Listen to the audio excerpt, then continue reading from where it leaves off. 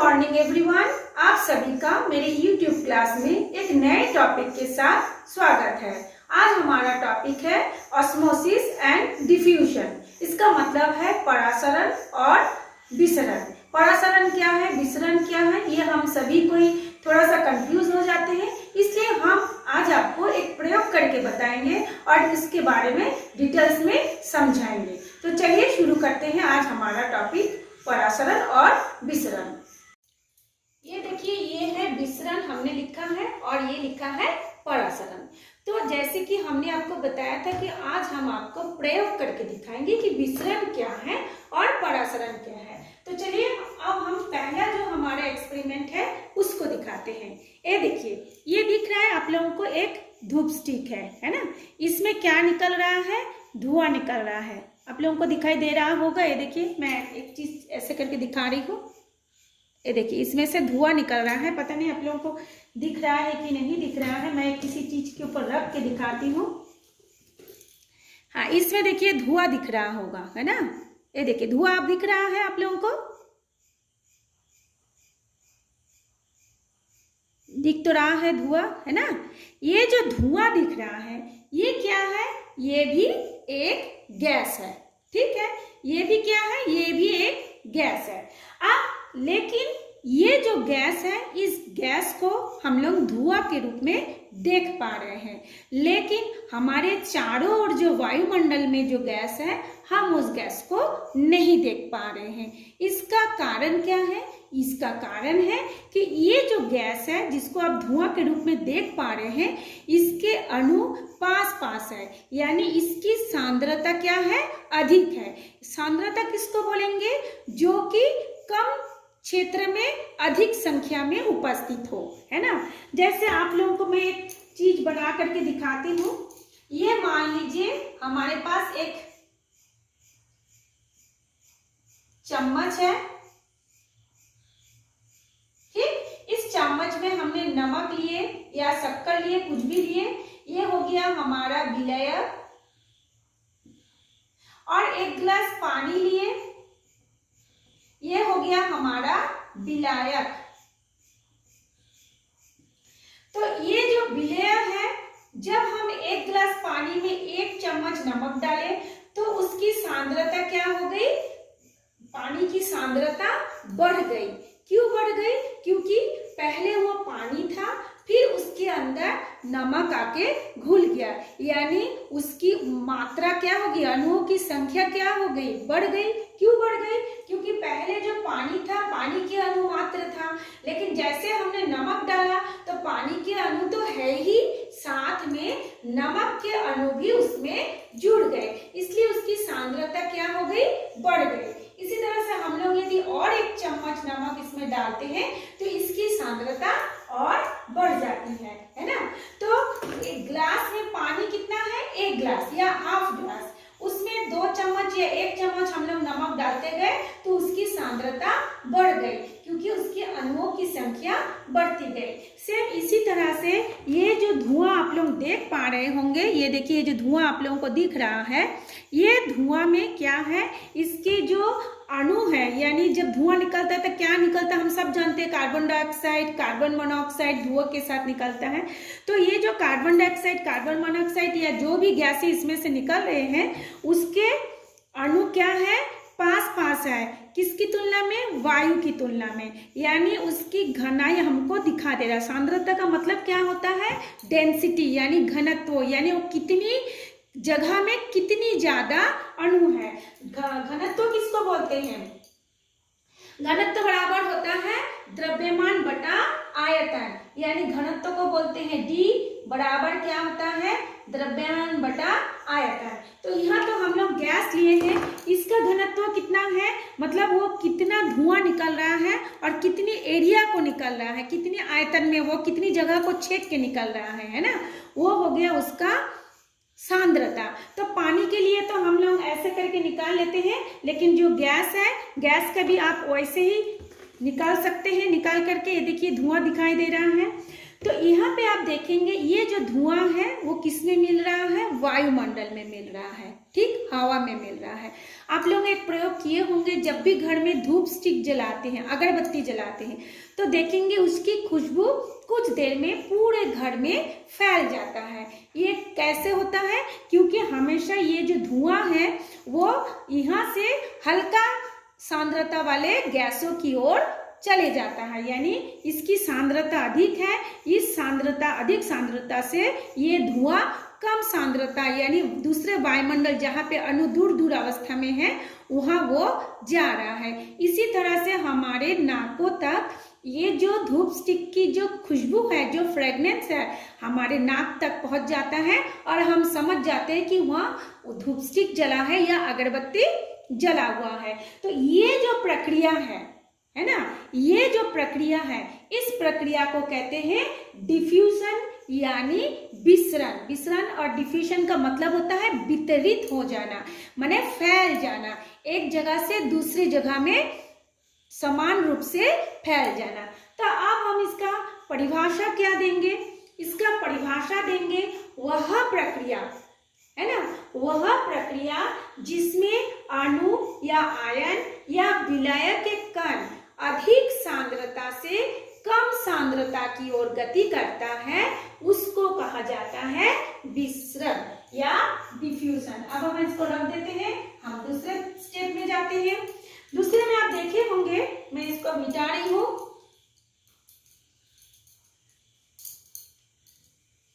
दूसरे में आप एक चीज आप लोग प्रयोग करके देखे होंगे, हम लोग एक गिलास पानी ले लेते हैं, इसमें हम लोग कोई भी जैसे एक गिलास पानी है, अब हम लोग क्या करेंगे, इसमें 2-4 ड्रॉप्स आल्ता या स्याही कोई भी चीज 2-4 ड्रॉप्स हम इसमें डालेंगे। डालने से क्या होगा, आप लोग इसको घर में बैठ के भी प्रयोग कर सकते हैं। कुछ देर के बाद देखेंगे ये जो आल्ता है, जो दूसरे लाल कलर में जो आल्ता है या फिर ये जो स्याही यदि हम इसमें डालते हैं स्याही, तो कुछ देर में देखेंगे ये स्याही और ये जो पानी दोनों आपस में मिल जाते हैं। मिलके कुछ देर के बाद दोनों के पानी का रंग क्या हो जाता है, अगर आल्ता डालेंगे तो लाल हो जाएगा और अगर स्याही डालेंगे तो नीला हो जाएगा। अगर आपके घर में स्याही नहीं है तो घर में तो उजाला जो हम कपड़ों में डालते हैं उजाला भी डाल सकते हैं या कोई भी कलर डाल सकते हैं।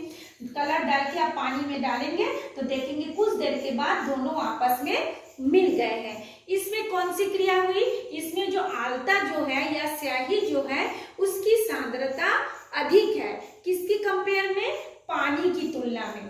तो पानी की तुलना में आल्ता या स्याही या कोई भी जो आप पानी में घुलने वाला रंग हो उस कलर को आप डालेंगे तो वो भी क्या होगा, कुछ देर में आपस में घुल के एक बराबर हो जाएगा। यानी जो द्रव अणु जो है वो अधिक सांद्रता से कम सांद्रता की ओर गति करता है। तो हमेशा आप याद रखिएगा कि विसरण जो है वह प्रक्रिया जिसमें अणु या परमाणु या विलय के कण अधिक सांद्रता से कम सांद्रता की ओर गति करता है ना।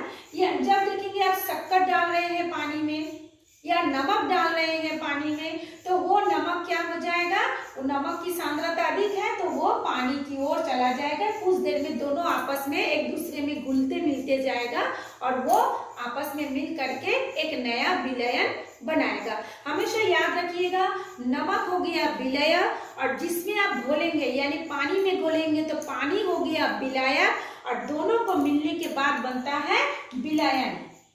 देखिए नमक क्या है, ये हो जाएगा विलेय पदार्थ। अब पानी क्या है, पानी हो गया विलायक। और जब दोनों मिल जाएगा तब क्या बनेंगे, पानी या नमक जब मिल जाएगा, पानी प्लस नमक ये दोनों जब मिल जाएगा तब बनेगा विलयन। ये हमेशा याद रखिएगा। जब तक ये विलायक और विलयन क्या है क्लियर नहीं होगा, आप लोगों को कोई भी जो क्लास 12 का सॉल्यूशन का चैप्टर है कुछ भी समझ में नहीं आएगा।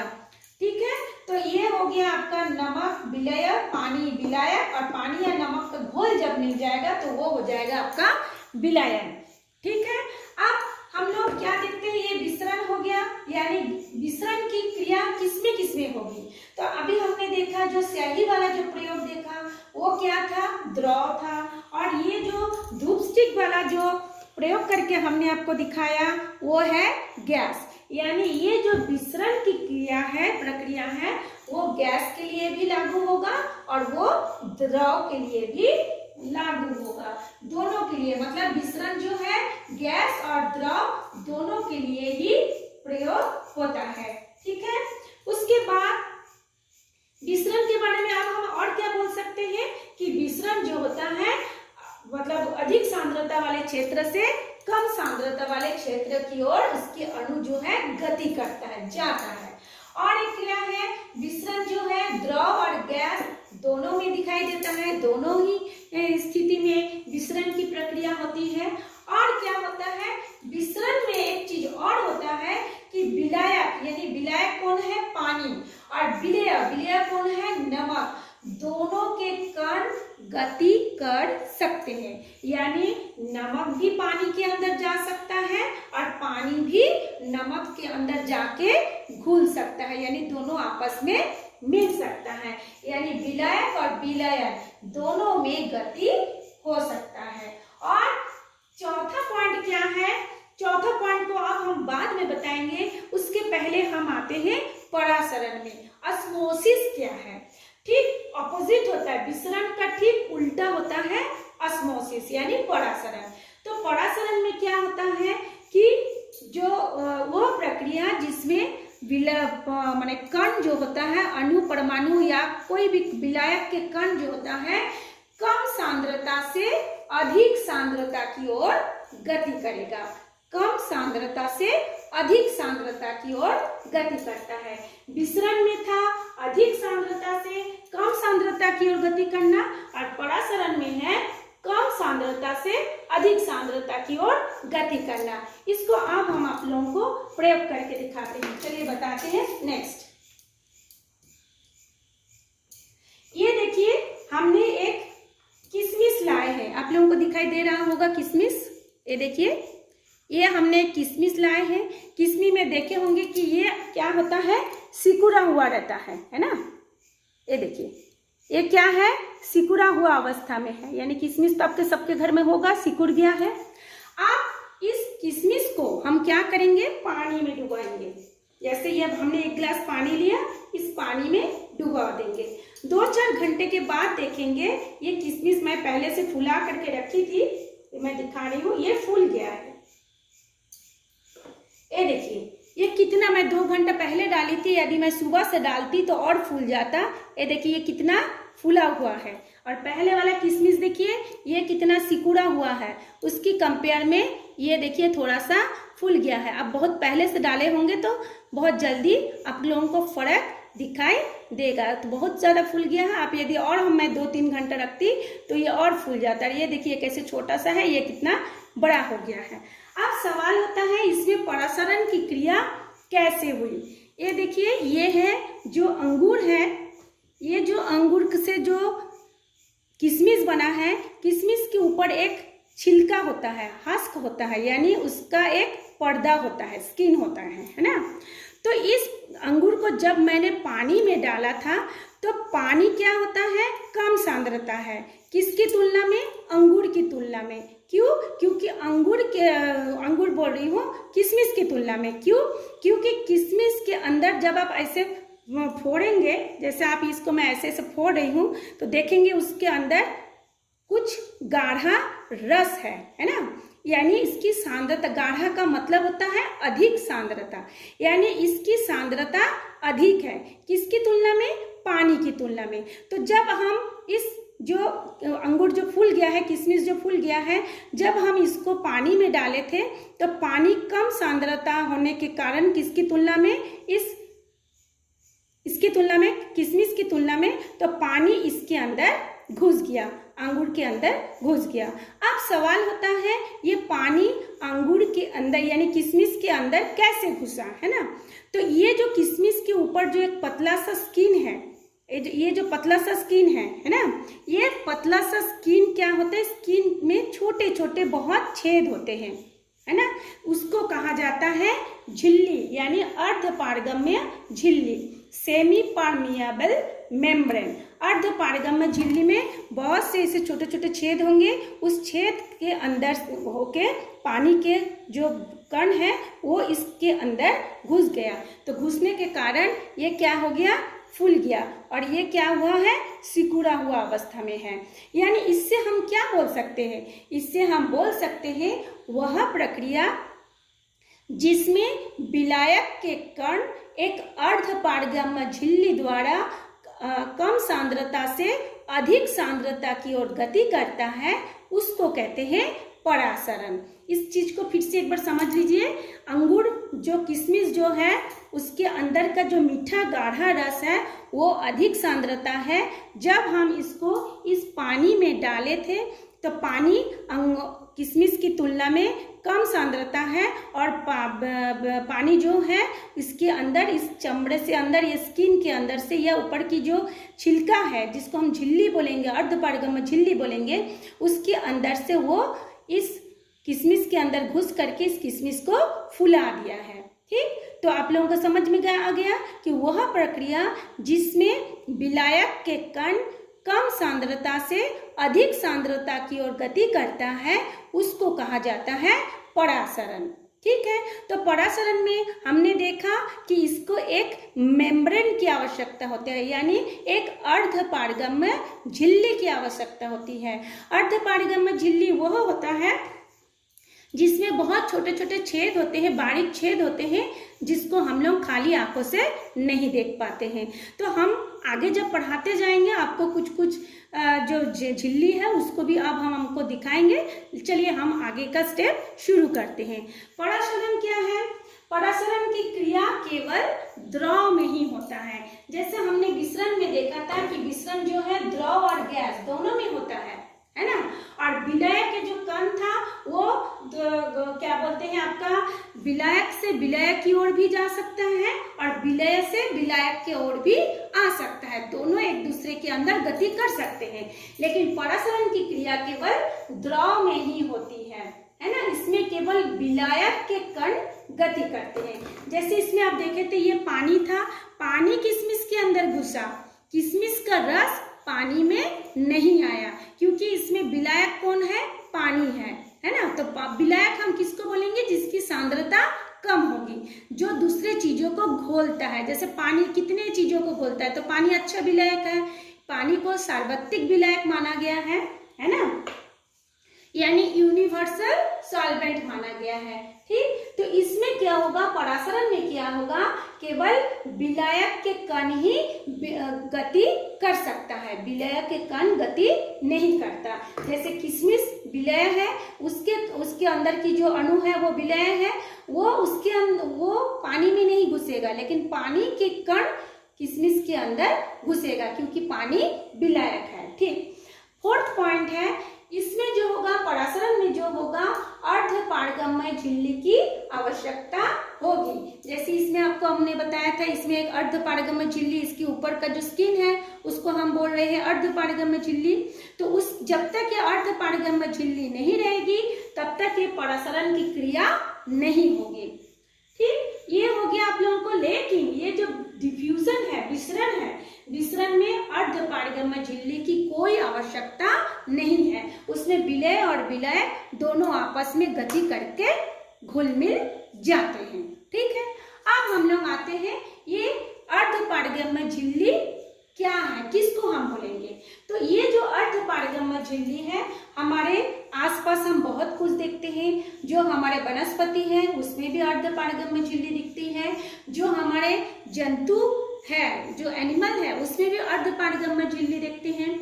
जैसे वनस्पति में क्या होगा, आप प्याज देखे होंगे, जैसे प्याज के एक एक ऊपर का फलक को निकालते जाएंगे, उसके अंदर एक पतला सा झिल्ली आपको दिखाई देगा, दोनों प्याज के फलकों के बीच में। जैसे एक प्याज आपने लिया, उसको ऊपर का काट के निकाल दिया, फिर अंदर से एक एक लेयर को जैसे खोलते जाएंगे, देखेंगे एक पतला सा आवरण आपको दिखाई देगा, उसको बोला जाता है अर्धपारगम्य झिल्ली। या फिर जो हम लोग ये बकरी है या जो मांस आप काटते होंगे, मुर्गी है, मुर्गा है, सुअर है, उसको जब उसकी जो यूरिनरी ब्लडर होता है यानी उसकी जो मूत्राशय का जो थैली होती है ना, वो भी अर्धपारगम्य झिल्ली है। या फिर हम लोग और भी बहुत से चीज है, हम लोग उसको देख सकते हैं अर्धपारगम्य झिल्ली। इसके लिए मैं आपको अंडे में भी अर्धपारगम्य झिल्ली होता है, उसको अब मैं आपको दिखा रही हूँ। जैसे मान लीजिए ये एक अंडा है, मान लीजिए क्या सही में हकीकत में ये एक अंडा है। इस अंडे को जब हम उबालते हैं, जब हम उबालने के बाद उसको छीलते हैं, छीलने के बाद देखेंगे, मैं आपको दिखा रही हूँ, छीलने के बाद देखेंगे, ये देखिए एक पतला सा आवरण आपको दिखाई दे रहा है। ये देख रहे होंगे आप लोग, ये देखिए मैंने आपके सामने ये अंडे से निकाला ना, ये पतला सा आवरण हम लोगों को दिखाई दे रहा है। अगर आप लोग कभी अंडा छीले होंगे तो बहुत आराम से उसके ये ऊपर की छिलका को निकालेंगे ना, तो अंदर में आपका ये हिस्सा दिखाई देगा। देखिए देखिए और भी है, मैं आपको दिखा दे रही हूँ निकाल के। ये देखिए ये दिखाई दे रहा है ना, ये देखिए ये भी अर्धपारगम्य झिल्ली है। तो इसको हम लोगों को कैसे पता चलेगा कि ये अर्धपारगम्य झिल्ली है? तो चलिए अब हम आपको बताते हैं कि कैसे करना है। हम लोगों को 2 अंडा लेना है, घर में किसी का होगा तो ले लेना, 2 अंडा लेना है। इसको हम लोगों को डुबाना है तनु यानी डाइल्यूट HCl के घोल में। डाइल्यूट HCl के घोल में हमने 2 अंडा को डाल दिया। जब हम ये 2 अंडा को डाइल्यूट HCl में घोलेंगे तो ऊपर का ये जो छिलका है जो कि बना हुआ है कैल्शियम कार्बोनेट का, CaCO3 का बना हुआ है, कैल्शियम कार्बोनेट का बना है। जैसे हम लोग इसको डाइल्यूट HCl में डालेंगे तो ऊपर का ये जो छिलका है वो क्या हो जाएगा, पिघल जाएगा, गल जाएगा, है ना। गल के फिर एक ऐसे अंडा हमको मिल जाएगा। अब हम उस अंडे को क्या करेंगे, 2 अंडे को अलग अलग घोल में डालेंगे। एक तो घोल में डालेंगे पानी में, एक तो को हम पानी में डाल दिए, एक अंडा को ऐसे हमने डाल दिया। दूसरे को हम लोग डालेंगे नमक के घोल में, नमक के विलयन में हम लोग दूसरे को डाल देंगे। एक तो को सिंपल पानी में डालेंगे और एक तो को डालेंगे हम लोग नमक के घोल में, है ना। नमक का घोल मतलब ऐसा विलयन जिसमें नमक मिला हुआ है। कुछ देर के बाद आप क्या देखेंगे, जो पानी में अंडा जो हम डाले थे वो कुछ देर के बाद फूल गया, यानी उसका साइज क्या हो गया, थोड़ा सा बड़ा। ये जैसे ये पानी है, इसमें हमने अंडा डाला था, कुछ देर के बाद अंडे का साइज क्या हो जाएगा, थोड़ा सा बड़ा हो जाएगा। और जो नमक के घोल में डाले थे वो अंडा बड़ा सा था, वो फिर क्या हो जाएगा, ये बड़ा सा अंडा था, फिर कुछ देर के बाद वो क्या हो जाएगा, सिकुड़ जाएगा, है ना। इसका कारण क्या है, इसी में आपको पता चलेगा कि परासरण की क्रिया हो रही है, कैसे हो रही है और कहाँ हो रही है। जो पानी में डाले थे हम लोग अंडा को, जिस अंडा को हम लोग सिंपल पानी में डाले थे वो अंडा बड़ा हो गया है। क्यों बड़ा हुआ, क्योंकि पानी की सांद्रता क्या है, कम है। किसकी तुलना में, अंडे की तुलना में। हमने अभी पढ़ा कि परासरण वो प्रक्रिया है जिसमें कण जो होता है कम सांद्रता से अधिक सांद्रता की ओर जाता है। यानी ये जो पानी के जो कण है वो कम सांद्रता है और अंडे के अंदर का जो भाग है वो अधिक सांद्रता है। तो क्योंकि इस समय ये अंडा उबला नहीं है, अंडे के अंदर वाला हिस्सा क्या है, मतलब वो सांद्रता है ना। ऊपर का खाली छिलका, जब हम लोग HCl में डालेंगे खाली इसके ऊपर का छिलका पिघलेगा, ठीक है। तो इस समय ये पानी क्या होगा, अंडे के अंदर जो अधिक सांद्रता है उसके अंदर वो गति करता है, यानी पानी इस अंडे के अंदर जाता है। जब पानी अंडे के अंदर जाएगा तो वो अंदर क्या हो जाएगा, अंडा फूल जाएगा। ठीक इसी तरह से जब हम दूसरे अंडे को नमक के घोल में डालेंगे तो नमक की सांद्रता अधिक है, किसकी तुलना में, इस अंडे की तुलना में। उस समय अंडे की जो कण होगा यानी उसके जो अणु होगा वो किसके अंदर आएगा, नमक के घोल के अंदर बाहर आ जाएगा। जब इसके कुछ हिस्सा, इस अंडे की कुछ हिस्सा बाहर आ जाएगा तो ऑटोमेटिक ये अंडा क्या हो जाएगा, साइज में स्मॉल हो जाएगा, छोटा हो जाएगा। तो यही दो प्रयोग करके आप जान सकते हैं कि ऑस्मोसिस की प्रक्रिया जो होता है वो कम सांद्रता से अधिक सांद्रता की ओर गति करता है। इस प्रयोग को आप लोग आराम से कर सकते हैं। मैंने देखिए आपको एक धूप स्टिक जला करके विसरण की प्रक्रिया दिखाए। मैंने आपको जो आलता या स्याही डाल के जो प्रयोग होता है विसरण में उसको भी हमने बताया। अंडे का प्रयोग जो होता है परासरण की प्रक्रिया में उसको बताया। किशमिश का प्रयोग करके बताया। ये सब आप लोग घर में कीजिए, तब आप लोगों को बहुत इजी हो जाएगा।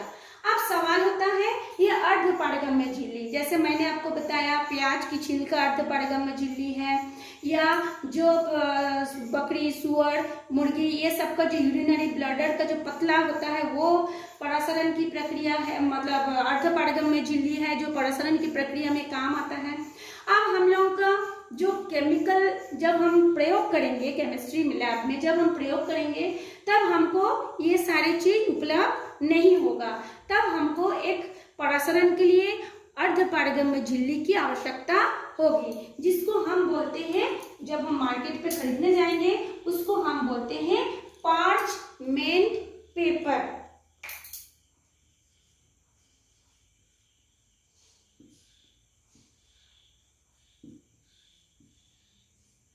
उसको हम बोलते हैं पार्चमेंट पेपर, ठीक, या अर्धपारगम्य झिल्ली।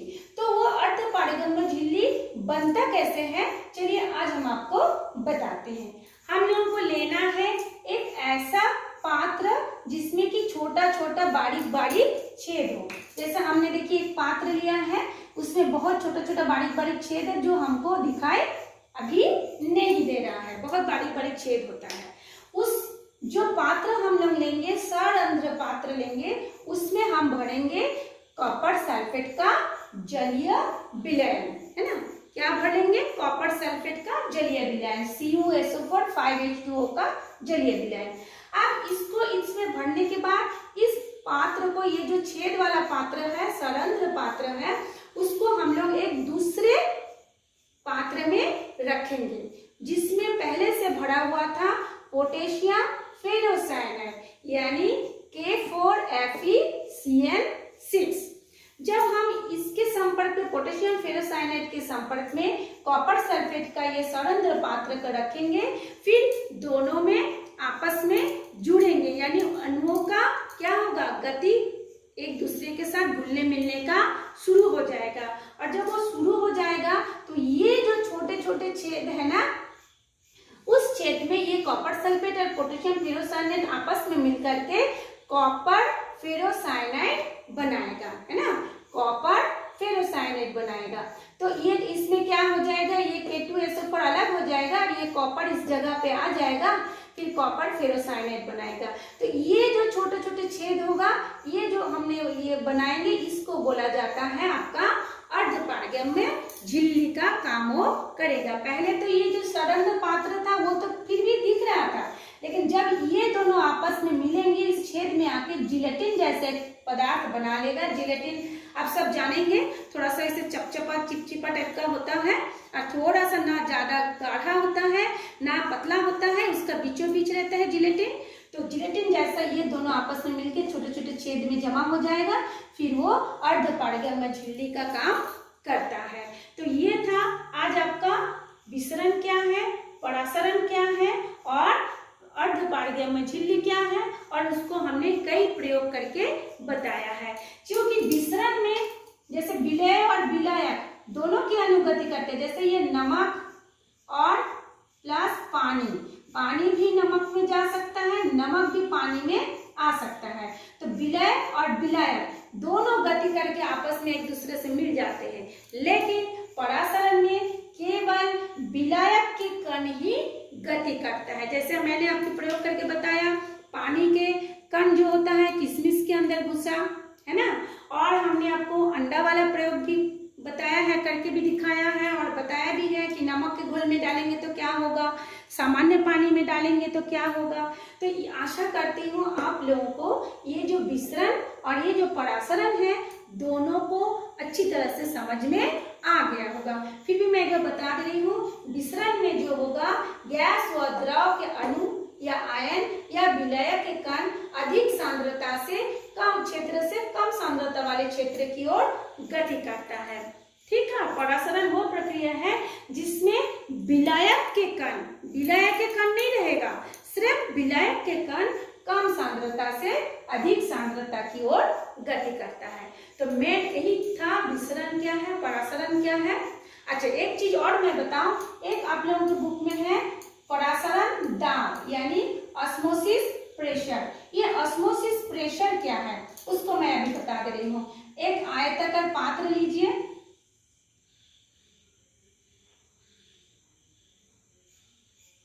एक आयताकार पात्र लिए, इसको हम लोग क्या करते हैं, बीच में से डिवाइड कर देते हैं। ठीक, एक में हम लोग डालते हैं विलायक का कण, विलायक यानी पानी डाल देते हैं, और एक में हम लोग डाल देते हैं विलेय यानी नमक वमक, कुछ भी नमक शक्कर जो भी आपको घोलना है या कपड़े धोने का सोडा, उसको आप हम लोग डाल देते हैं। यहाँ पे है आपका पानी, ये आपका पानी है। अब क्या होता है, इसको हम लोग बाहर जाने नहीं देंगे, है ना, मुंह बंद है इसका। अब क्या है, हमेशा हम जानते हैं परासरण दाब विलायक जो होगा विलय की ओर गति करता है, अभी अभी हमने आपको पढ़ाया है ना। तो इसमें जो पानी जो होगा इस नमक के अंदर जाने की कोशिश करेगा, लेकिन बीच में क्या डाल दिया हम लोग, एक अर्धपारगम्य या इसके बीच में एक हम लोग पर्दा डाल दिया, अर्धपारगम्य झिल्ली डाल दी, है ना। तो जो अणु की गति आराम से इसकी ओर जा रहा था, जाते जाते इसमें उसको थोड़ा सा रुकावट आ गया। रुकावट जब आता है तो उसमें जैसे आप लोग ये जा रहे हैं, ऐसे एक बॉल आ रहा है, आप यहाँ पे आके धक्का खाया, तो क्या हुआ, धक्का कैसे खाया, इसमें प्रेशर पड़ा, है ना। तो उस प्रेशर के कारण जैसे उसमें जो धक्का लगा उसके कारण जो दबाव उत्पन्न हुआ, यानी इसको जाने से जो रोक रहा है उसी को कहा जा रहा है परासरण दाब। यानी इसको गति, अणु की गति को जाने में जो बाधा उत्पन्न हुआ उसी के कारण परासरण दाब उत्पन्न होता है, और उसी को कहा जाता है परासरण दाब। ठीक है, तो आज आपके लिए इतना ही। इससे रिलेटेड कुछ भी आपको अगर क्वेश्चन पूछना है या कोई डाउट है तो आप हमें कमेंट्स बॉक्स पे लिख सकते हैं, हम आपकी जो डाउट है उसको क्लियर करने की पूरी कोशिश करेंगे। और एक चीज और, यदि आप लोगों को समझ में भी आ जाता है तो आप लोग उसको लाइक कीजिए, और जो नए देख रहे हैं वो इस चैनल को सब्सक्राइब कर लीजिए, ताकि ऐसे आपको पढ़ाई का घर बैठ के आनंद मिल सके। Thanks for watching me.